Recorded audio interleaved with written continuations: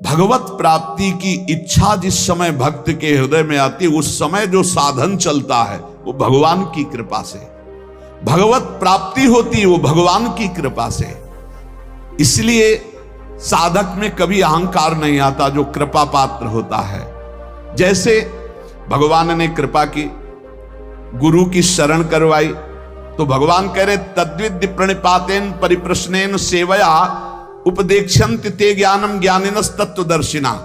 अपने गुरुदेव के समीप जाओ, साष्टांग दंडवत करो, भली भांति सेवा करो, सेवक की भांति होकर निष्कपट भाव से फिर प्रश्न करो, तब वो तुम्हें जो ज्ञान देंगे तुम्हारे हृदय में वो तत्व ज्ञान प्रकाशित हो जाएगा। श्रुति भगवती कहती है उत्तिष्ठ जागृत प्राप्य वरान निबोधत क्षुरस्य धारा निशिता दुरत्यया दुर्गम पथस्तत् कवयो वदंती।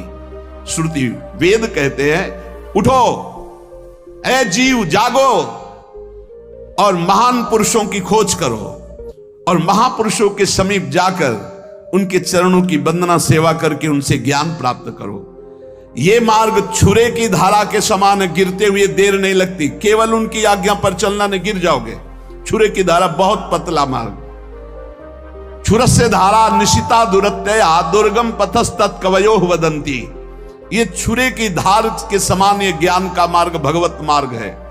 जैसा ज्ञानी गुरुदेव कह रहे हैं ठीक वैसे ही मार्ग पे चलोगे, कभी गिरोगे नहीं। भगवत प्राप्ति में अपना पुरुषार्थ मानने के कारण अहंकार रूपी दोष आ जाता है और अहंकार दोष उत्पन्न होने के कारण कभी भी भगवत प्राप्ति नहीं होती। वो भीषण संकटों में फंसता चला जाता है, काम क्रोध लोभ मोह मद मत्सर अहंकार।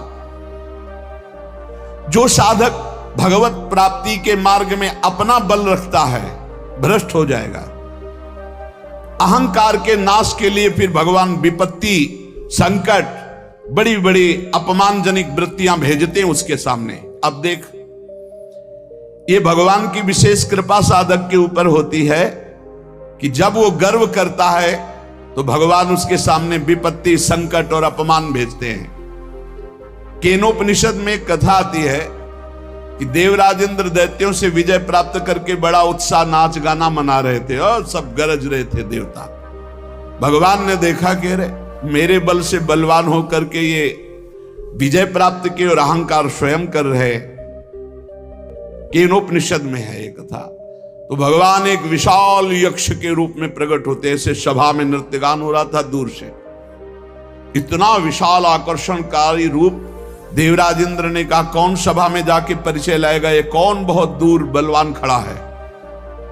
भगवान अग्निदेव सामने गए और कहा मैं परिचय लेके आता हूं। सामने गए, कहा तुम यक्ष कौन हो, ऐसा यक्ष तो हमने कभी नहीं देखा।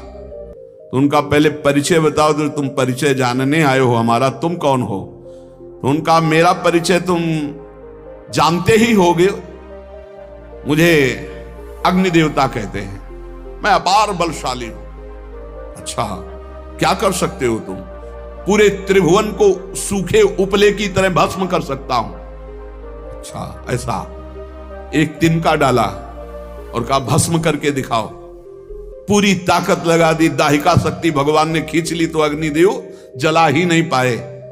सर नीचा किया और चले गए। देवराजेंद्र ने पूछा कौन? बोले असमर्थ हूं मैं उनके परिचय को जानने का। भगवान वायुदेव, उन्होंने कहा भगवान मैं अभी गए, कौन हो तुम? भगवान यक्ष स्वरूप में थे। उन्होंने कहा तुम कौन हो जो परिचय जानने आए हो, बहुत बलवान लगते हो। बोले हाँ मैं महाबल हूं, समस्त प्राणियों का पोषण करता हूं, अनंत ब्रह्मांडों को तिनके की तरह उड़ा सकता हूं। अच्छा ये तिनका है, इसको उड़ा दो। पूरी ताकत लगा दी, वायु देवता तिनका भी नहीं उड़ा पाए। देवराजेंद्र के पास गए, बोले असमर्थ हूं मैं, किसी भी देवता की कोई सामर्थ्य नहीं। जब देवराज उठे तो अंतर ध्यान हो गए यक्ष भगवान, और वहां भगवती अंबा त्रिपुर सुंदरी प्रकट हुई, ज्ञान समुद्र। और उन्होंने कहा तुम्हारा इतना गर्व बढ़ा हुआ कि तुम संभाषण भी नहीं कर सकते थे। वो साक्षात श्री भगवान थे, समझ पाए तुम्हारे इन देवताओं में और तुम में कोई सामर्थ्य नहीं, भगवान की सामर्थ्य थे, तुम सामर्थ्यवान होकर विजय प्राप्त की हो, इसलिए गर्व मत करो, तुम में कोई सामर्थ्य नहीं है। ऐसा अंबाजी ने उपदेश किया। इसलिए साधक में जो परमार्थ की सामर्थ्य आती है वो भगवत प्रदत्त आती है। वो जो प्रयत्न आता है साधना में वो भगवान की कृपा से आता है। अगर अहंकार कर ले तो विघ्न पड़ जाएगा साधना में। और जब भगवान देखते हैं कि साधक को अहंकार हुआ तो उसकी पिटाई करवाते हैं। काम क्रोध लोभ मोह मद मत्सर को छूट दे देख, फिर वो पुकारता है हाथ त्राहिमाम प्रभु बचाओ, तो फिर भगवान आकर के उसे बचा लेते हैं। और जब उसको ये पता चल जाता मैं असमर्थ हूं तब सुंदर साधना दे देते हैं और चढ़ाई में चढ़ जाता है। इसलिए भगवान की शरण में रह करके भगवत बल से साधना भगवत प्राप्ति की हो रही, किंचन मात्र कोई साधक अभिमान न करे। भगवत कृपा से ही संत संग मिला, भगवत कृपा से साधना का मार्ग मिला, भगवत कृपा से साधना हो रही, भगवत कृपा से भगवत प्राप्ति हो जाएगी। आप थोड़ा भी अहंकार करके इधर उधर विचलित ना हो। भगवान का एक व्रत है, सकृदेव प्रपन्नाय तवास्मीति च याचते अभयम सर्वभूतेभ्यो ददामि तद व्रतम मम। एक बार जो मेरी शरण में आकर कह देता है हे नाथ मैं आपका हूं, मैं उसे स्वीकार कर लेता हूं और समस्त भूतों से अभय कर देता हूं। ये मेरा व्रत है, ये मेरा प्रण है। फिर ये मनुष्य भगवान की शरण में आकर अपना कल्याण क्यों नहीं चाहता जब भगवान ऐसा कह रहे। दया सागर भगवान जीवों पर इतनी अपार दया किए हुए हैं कि कोई उसकी सीमा नहीं है। वे क्या दया किए, क्या दे देते हैं। घंटों के ऑक्सीजन का पैसा लगाओ, देखो जब अस्पताल में ऑक्सीजन लगता है ना फिर घंटों का पैसा लगता है। यहां पूरा जीवन हो जा रहा है ऑक्सीजन लेते, कितनी फीस दे रहे हो भगवान को। आकाश वायु जल पृथ्वी, कितनी भगवान की अहेतुकी कृपा हम पर, दया ही दया है। भगवान ने तो सब कुछ किया, तुम्हें बना दिया, तुम्हारे शरीर को बनाया, सब तुम भगवान के लिए क्या कर रहे हो।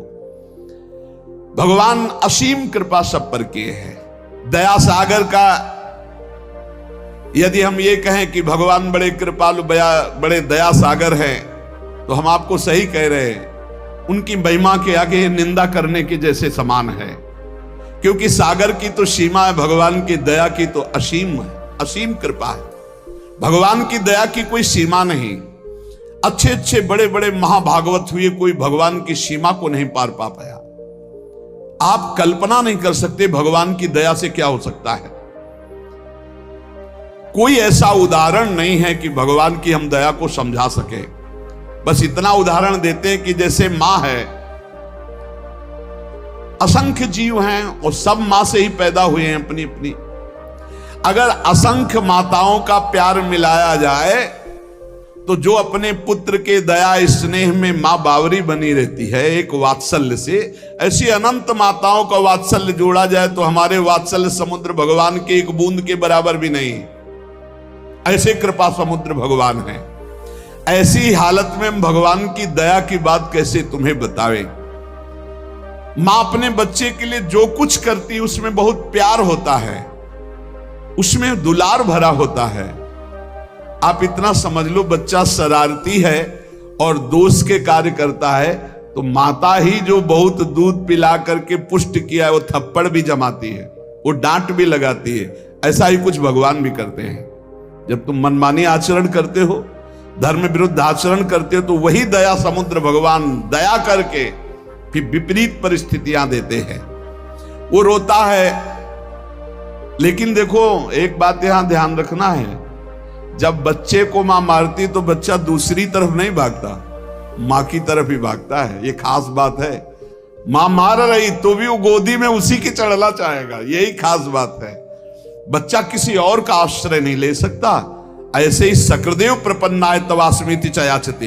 कैसी भी परिस्थिति दुख की हो, भक्त को भगवान को ही पुकारना चाहिए। परिस्थिति तभी आती है जब अहंकार कोई न कोई, किसी तरह का अहंकार, तभी विपरीत परिस्थिति आती है। अगर कोई उससे कहे कि देखा ना मामा कहता था, पीटा ना तेरी मां ने, अब तू कहां जाएगा, तो मामा ही कहेगा, मां की तरफ ही भागेगा। ऐसे ही हमें हरि हरि पुकारना है, हरि की तरफ ही चलना चाहे जितनी विपत्ति आ जाए। इस बात पर बहुत ध्यान देना चाहिए। और जब वो मां पीट लेती है और बच्चा दौड़कर मां की तरफ जाता है तो हृदय से लगाती, आंसू पोंछती, कहती बहुत आज पीटा ना, देखो तू क्यों उपद्रव करता, मैं नहीं चाहती तुझे पीटना पर तू उपद्रव करता है, मुझे पीटना पड़ता। ऐसे हरि फिर दुलार करते हैं, ऐसे हरि आंसू पोंछते हैं किसी न किसी रूप में आकर के। भगवान स्वयं साधक को अध्यात्म की ऊंचाई पर चढ़ाने के लिए छोड़ देते हैं। चलो, जैसे अपने छोटे से बच्चे को जब मां चलना सिखाती है, पहले पकड़ के फिर छोड़ देती है, चलो, लड़खड़ाता है तो पकड़ लेती, पर वो चढ़ाती। बच्चे को चलना भी वही सिखाती है और मालिश भी वही तेल की करती है, पैरों को पुष्ट भी वही कर, पूरा का पूरा कार्य भगवान कर रहे हैं। पकड़ के सत्संग में लाना, सिखाना, चलाना, अध्यात्म की ऊंचाई तक सब कुछ भगवान कह रहे हैं। जैसे वो मां बच्चे को ऐसे चलाती है, ऐसे श्री भगवान चला रहे हैं। मां का प्यार बच्चा भूल सकता है, लेकिन मां का प्यार सदैव बच्चे के प्रति बढ़ता जाता है। मां स्वार्थी भी हो सकती है क्योंकि माया जनित उसका प्यार है। भगवान का मायातीत प्यार है, वो हर स्थिति में बढ़ता रहता है। इसलिए इस रहस्य को जानने वाला पुरुष भगवान की दया और करुणा पर विश्वास करके अन्य आश्रय कभी नहीं लेता। एक वचन आता है कि राम सिंधु घन सज्जन धीरा, चंदन तरु हरि संत समीरा, मोरे मन प्रभुवश विश्वासा, राम ते अधिक राम कर दासा। भगवान समुद्र हैं तो संत मेघ हैं, भगवान चंदन हैं तो संत पवन है, वायु है। इसलिए मेरे मन में ऐसा विश्वास आता है कि भगवान से बढ़कर भगवान के भक्त जन हैं। समुद्र जल से परिपूर्ण है, परंतु वो जल किसी काम में नहीं आता, ना कोई उसे पीता है, ना वो खेती सींचने के काम में आता है। लेकिन जब बादल बन करके बरसता है तो मोर, पपीहा, खेती, पूरे जगत को आनंद की लहर बरसाता है। इसी प्रकार परमात्मा सच्चिदानंद घन समुद्र है, लेकिन संत जन बादल बन करके उसी समुद्र से, उसी आनंद से आनंद लेकर बरसाते हैं। तभी सबके हृदय में क्षमता, शांति, प्रेम, जितेंद्रियता, बुद्धिमत्ता ये सब बढ़ने लगती है। साधक रूपी मोर, पपीहा ये सब आनंदित हो उठते हैं जब संत रूपी मेघ गरजते और बरसते हैं। उनकी गर्जना, उनकी वर्षा आनंद सिंधु भगवान की वर्षा है। आनंद सिंधु समुद्र से आनंद लेकर वर्षा करना है। जैसे चंदन में सुगंध होती है, परंतु वायु स्पर्श न करे तो बगल के वृक्ष तक नहीं पहुंच सकती, और वायु स्पर्श करती तो दूर दूर के नीम बबूल भी चंदन की तरह सुगंधित हो जाते हैं। ऐसे ही संत जन, भक्त जन, भगवान है चंदन और ये है वायु। ये दूर दूर तक नीम बबूल जैसे स्वभाव वाले दुष्ट जन भी संत वाणी के द्वारा अपने जीवन का परिवर्तन करके महात्मा बन गए, संत बन गए। हिंसक, चोर, बेविचारी ये उनकी वाणी के प्रभाव से भगवदानंद का अनुभव करने वाले ब्रह्म ऋषि महात्मा बन गए। संतों की भगवान से ज्यादा बड़ी कृपा होती है। संतों में कभी द्वेष नहीं होता।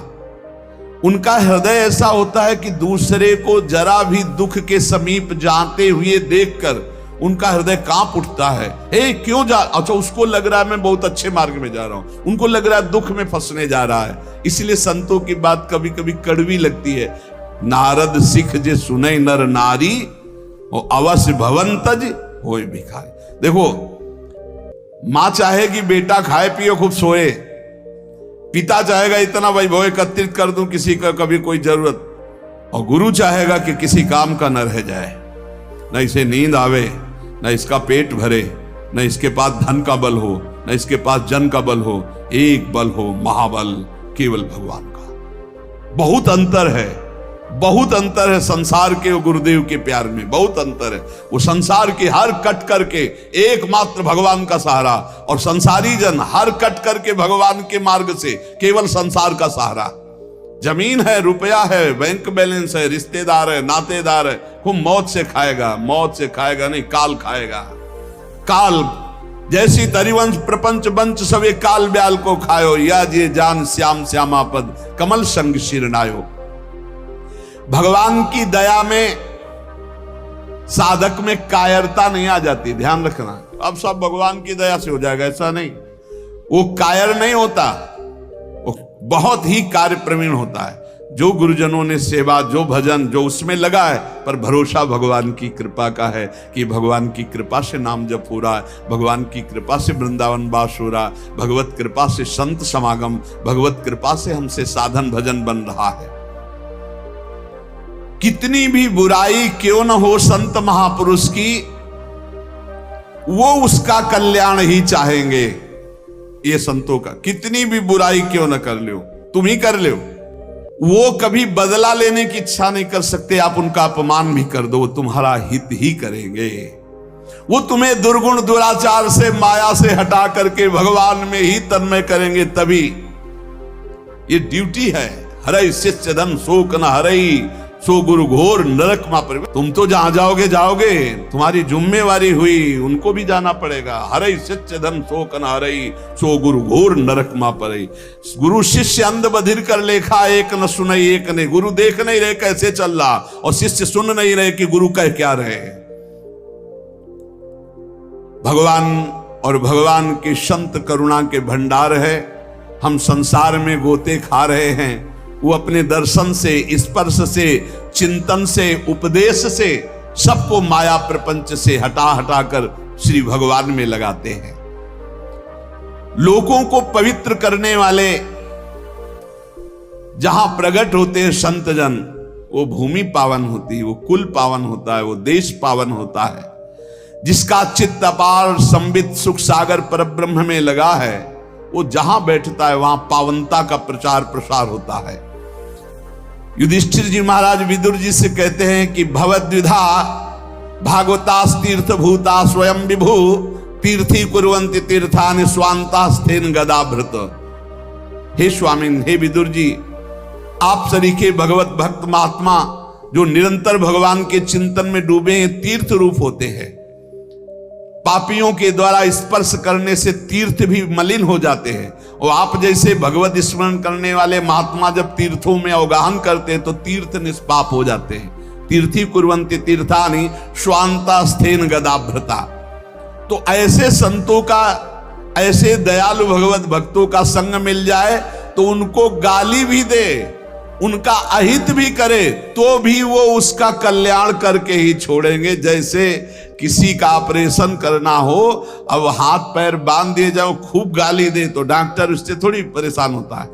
अब वो तो चीरा लगा के छोड़ेगा, तुम चाहे गाली दो चाहे जितना चिल्को।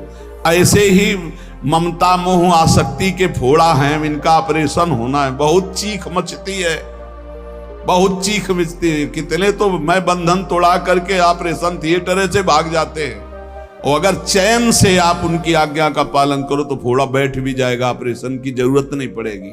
बड़े कृपालु हैं।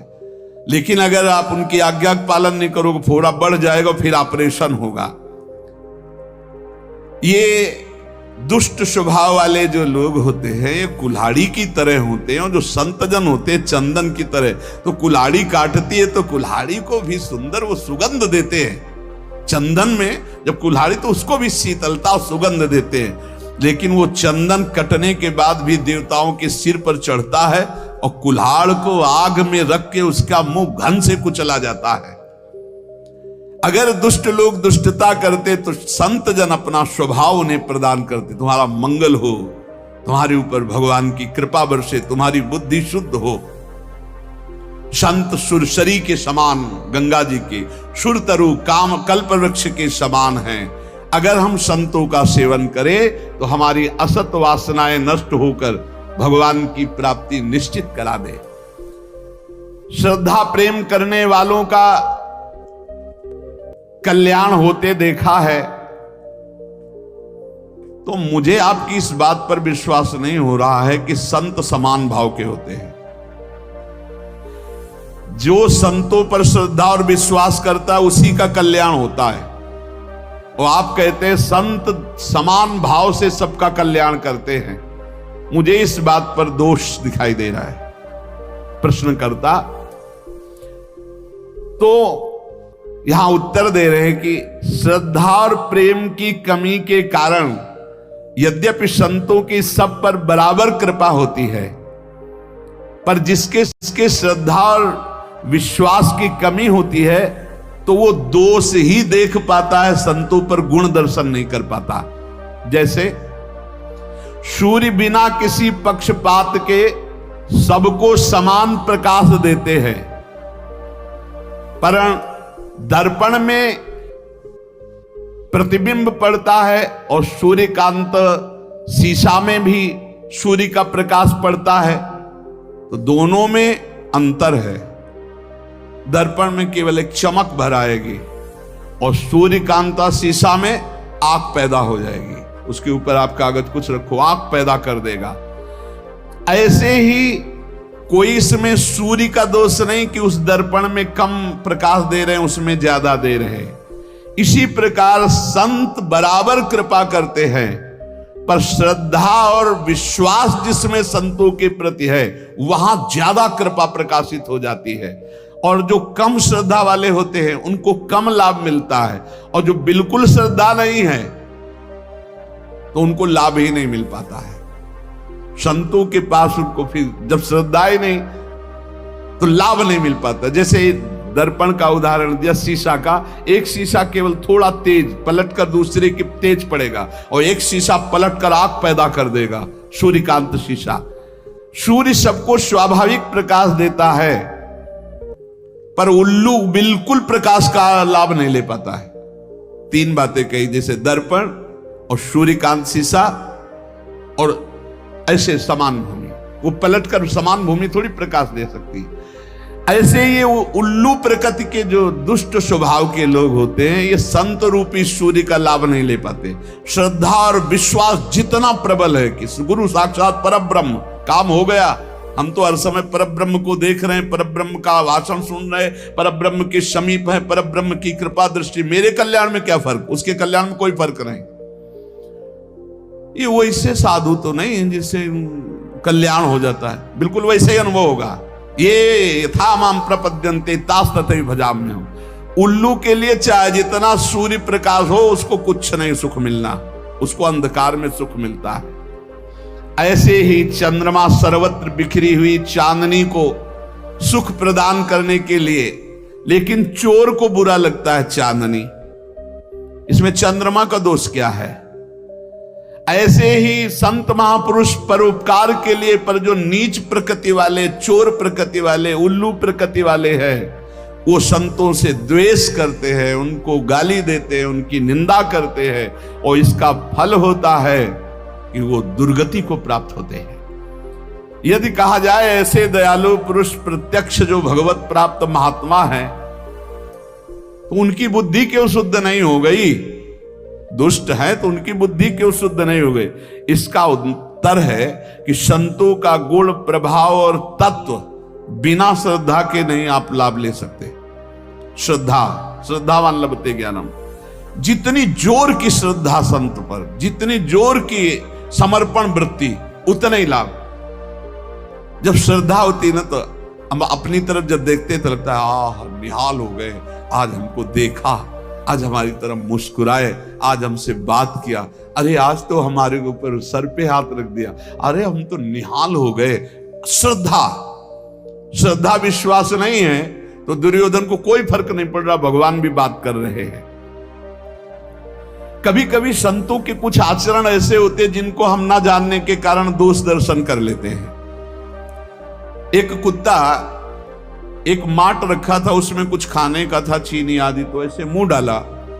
अब मुंह तो चला गया, लेकिन जब ऐसे किया तो निकला नहीं, तो भरभरा करके उसने ऐसे दीवार में ठोका, तो आधा तो टूट गया, आधा ऐसे ऊपर का हिस्सा। अब एक संत ने देखा, अरे तो कुत्ता बहुत परेशान है, लाठी उठा के, अब वो कुत्ता भागा कि इससे तो मटकी से तो बच सकते, लेकिन लाठी से नहीं बच सकते। संत पीछा के कुत्ता भागता जा रहा है, आखिरकार संत दौड़कर लाठी का प्रहार किया। कहां? उसके गले में पड़े हुए उस मटकी के शेष भाग। अब वो टूटा। बाद में कुत्ते को समझ में आया, मुझे नहीं मार रहे थे, ये तो हमारे बंधन को काट रहे थे, जो गले में बंधन उस माट का हो गया। कुछ ऐसा ही संतों के प्रति भी होता है। देखते हैं कि इसके गले की फांसी बनने जा रहा है। अब वो डांट रहे हैं, वो दौड़ करके उसको संभालने की कोशिश कर रहे हैं, उसको बुरा लगता है। वो कुत्ता समझ रहा था कि मटकी से तो बच गए, क्योंकि फूट गई सांस लेंगे, गले में पड़ी तो पड़ी रहे, लेकिन ये तो लाठी से खोपड़ी फोड़ देगा। लेकिन वो खोपड़ी फोड़ने के नहीं, वो मटकी का जो शेष भाग है उसे फोड़ने के लिए दौड़। ऐसे ही हम देख नहीं पाते हैं कि संत हमारी किस बात पर प्रहार कर रहे हैं, और अगर हम उनकी हर बात में वचनम करिष्येतो में निकल गए। संत महापुरुषों की दया, भगवान की दया समतापूर्ण होती है। संत उसे ही कहते हैं जो विद्या विनय संपन्ने ब्राह्मणे गव्यस्तनी सुनीच सुपाके च पंडिता समदर्शिना। लोग बर्ताव से समता चाहते हैं संत से, तो कह रहे हैं कि बर्ताव में नहीं हो सकता। संत वो है जो विद्या विनय युक्त ब्राह्मण में, गौ में, हाथी में, कुत्ते में, चांडाल में समभाव देखता है, बर्ताव नहीं सम। बहुत समझना नहीं तो ये लगेगा कि समदर्शी संत नहीं है। लोग कहते हैं कि संत तो सब में समान व्यवहार करते, समान व्यवहार हो ही नहीं सकता, समान दर्शन कह रहे हैं। विद्या विनय संपन्ने ब्राह्मणे गव्यस्तनी, गाय में और कुत्ता में समान भाव रखना है, व्यवहार का नहीं, दर्शन केवल, कि कुत्ते में भी भगवान है और गाय में भी भगवान है। व्यवहार अलग होगा, खाद्य व्यवहार, स्वरूप, आकृति, गुण, व्यवहार इनको देख के किया जाता है। समता सब में भगवान की है, सब में एक आत्म स्वरूप श्री भगवान है, संत जन ये देखते हैं।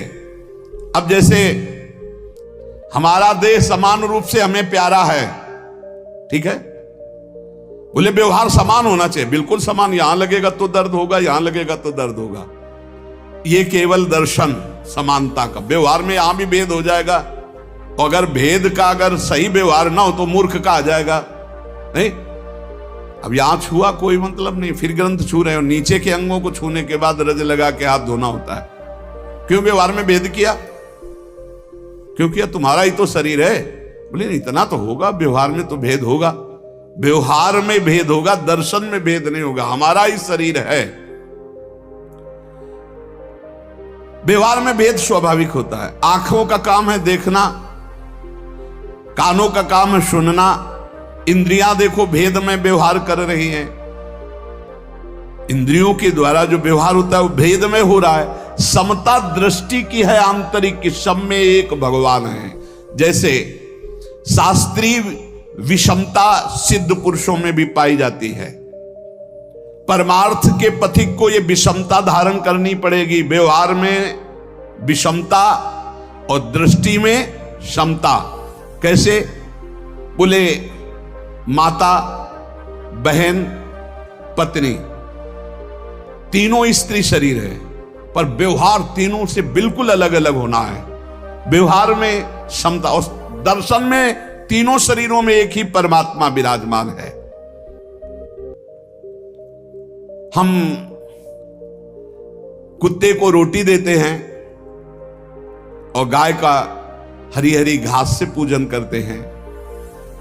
अब हम सोचे कि कुत्ते को हरी हरी घास खवा करके पुष्ट कर दे, होगा क्या? व्यवहार में भी क्षमता है। या हम सोचे विद्या विनय संपन्ने ब्राह्मणे को हस्तनी सुनी चाहे सुपाके था, सबको घास नहीं चल पाएगी ना। विद्या विनय ब्राह्मण जो ब्राह्मण है उसको कचौड़ी पूड़ी खवा करके, गाय को हरी हरी घास खवा के, कुत्ते को रोटी खवा दी, हाथी के लिए और बड़ा चारा डालना पड़ेगा। व्यवहार में नहीं, दृष्टि में सब